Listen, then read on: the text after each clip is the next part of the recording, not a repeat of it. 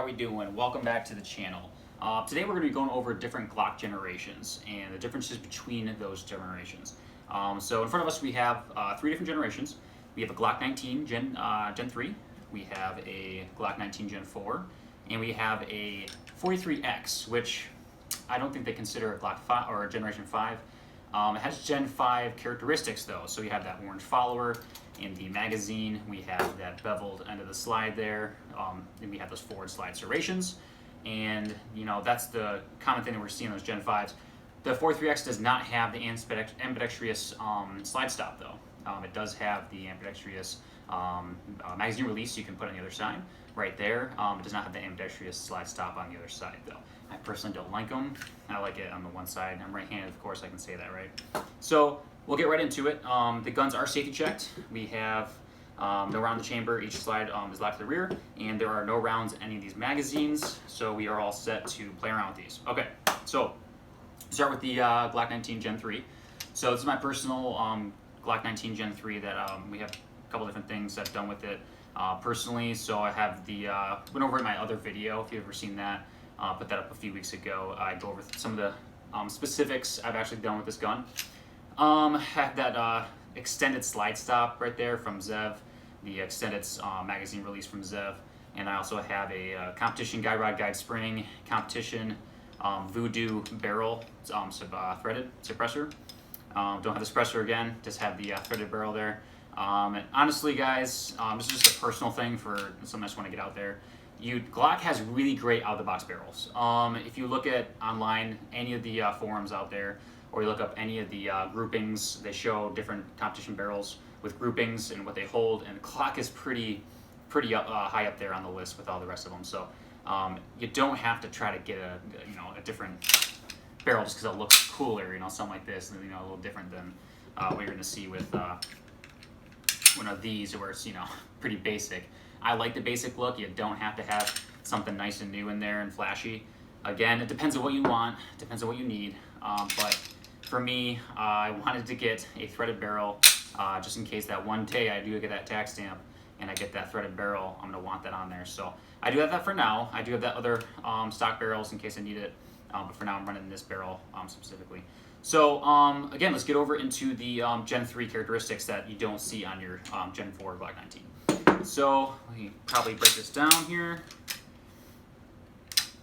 Okay, so while we're going over this, the Glock 19 Gen 3 has same barrel you're going to have in the Gen 4. The slides are the same. You only have the serrations towards the rear there. It's all basically the same. The things you have different from the Gen 3 to the Gen 4, we can get this broke down as well while we're going through this. Again, you pull that slide to the rear, pull those takedown levers at the same time, pull that slide back, and then you're field stripped. Okay, so your barrels are going to be the same. I do, again, have my competition barrel right here, so it is going to look different, okay? It's a little bit of a longer barrel there. So we have our Gen 4 barrel there. Okay, so again, I have a Glock 19 Gen 3 competition guide rod guide spring. So it's gonna look a little different than what the original looks like. However, it was single piston, it wasn't double pistons like you're gonna have in your Gen 4s. So that was one of the things that they did from the Gen 3 to the Gen 4. That's actually really nice, is they made a steel little dual captured guide rod and guide spring right there. The guide rod is a plastic, I believe, and it's surrounded by the steel springs there on the sides, which is really nice. The less plastic, the better, honestly. So with this, I decided to go on rubber on metal. It's pretty nice. I haven't had any issues with it. Again, it's competition, so I've been running it every time I shoot it. I probably have around 2,000, 3,000 rounds with this gun. Not a lot. I don't go shooting with it as much as I should, but every time I've shot it, never had any issues with having your competition parts in there instead of having your basic parts. Because if you throw in your competition parts with stock parts, you run the risk of hurting everything else in there because it's not ready to shoot with the other things. It's not all the same. It's not all new. You're working with old parts and new parts at the same time, so it can cause some issues there. So again, those were one of the big things that they changed going from the Gen 3 to Gen 4 was those guide rods. So that's pretty cool. Another thing that they did not change going from the Gen 3 to Gen 4 was your finger grooves. So I have finger grooves on this one.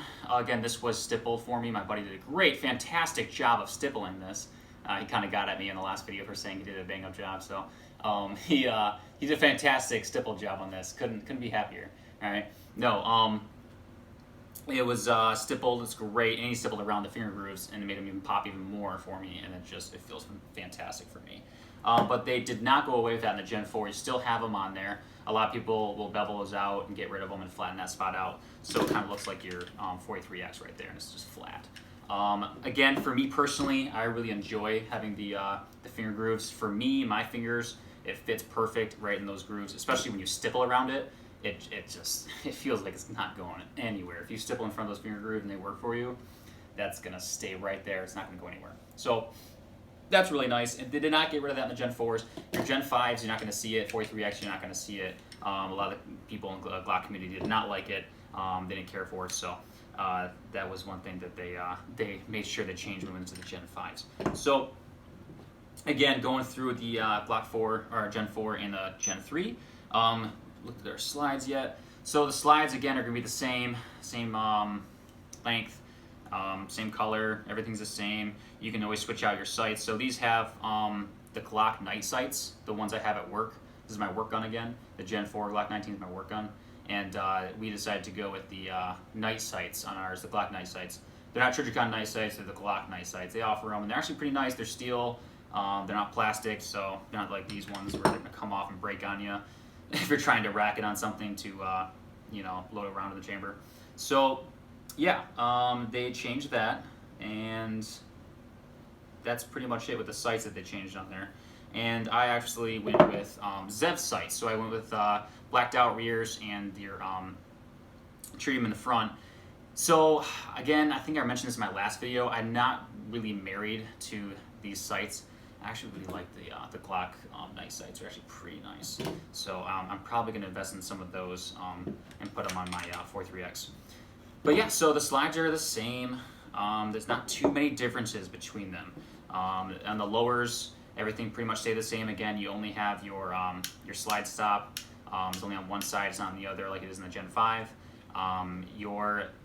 So the reason why I got my Zev extended mag release, okay, is because one of the big differences between the Gen 3 and the Gen 4, if you see it on here, the magazine release is pretty thick, it's pretty wide, all right? So your Gen 3s, and it is as well on my Gen 3, but the Gen 3 is an aftermarket magazine release. On your Gen 3s, you had a tiny little narrow magazine release, all right? So that's one of the big differences people were complaining about, and they changed when they went to the Gen 4s.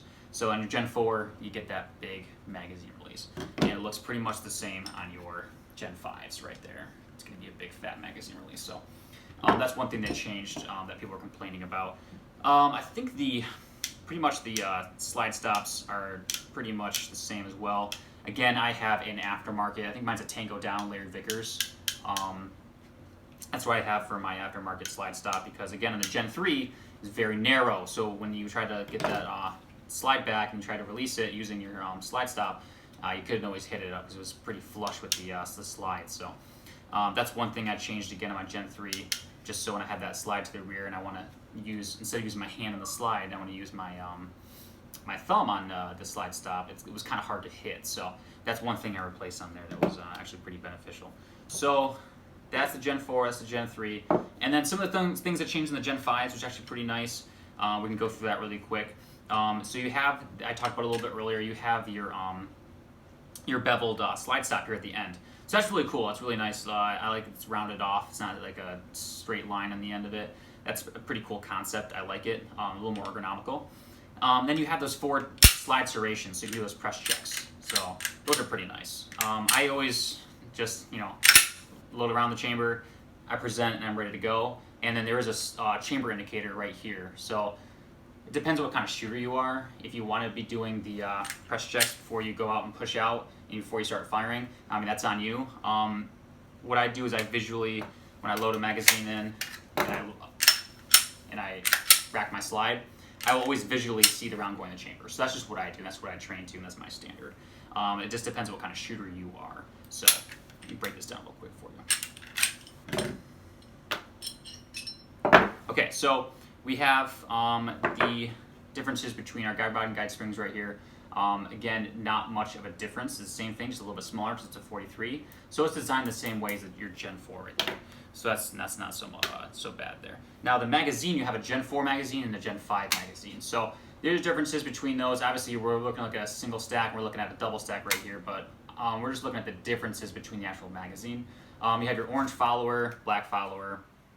The base plate, if you look at them, is pretty straight right here, and these are a little rounded at the end. So that kind of works for when you have your Gen 5 mag welds. If you look at them, they're a little bit flared. It's a tiny bit flared on the end of the Gen 5 mag weld.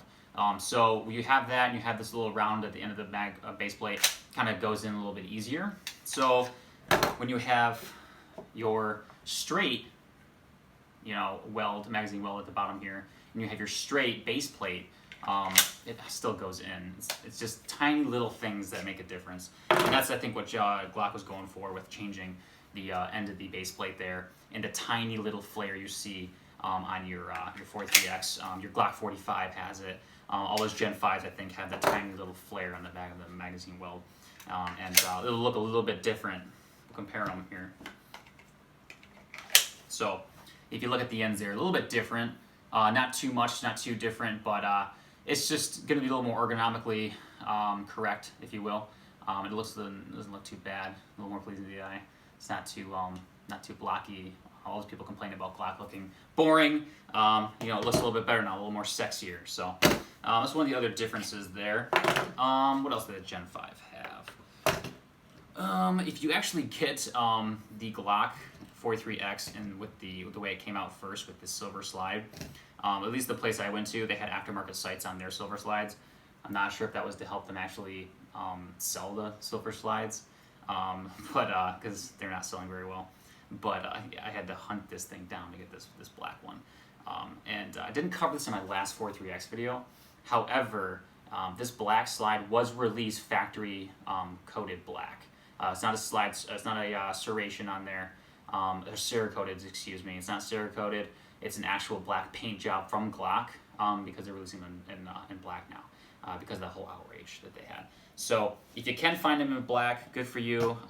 If you hate Glock sights, if you find the 43X and the silver slide, a lot of them I've seen have aftermarket sights to help sell them. So you get some nice sights there. So that's not bad. And so that's pretty much it with the 43X right here. Besides it being different from the 43 with the extended mag weld there, that's pretty much your only difference. But this is just some of the differences between some of the generations I wanted to talk about. I actually personally like my Glock 19 Gen 3. I really like it. It shoots phenomenal. Obviously, I've done some modifications to it to help me on the range, to run it a little bit better. But it's not much different from a Gen 4 out of the box.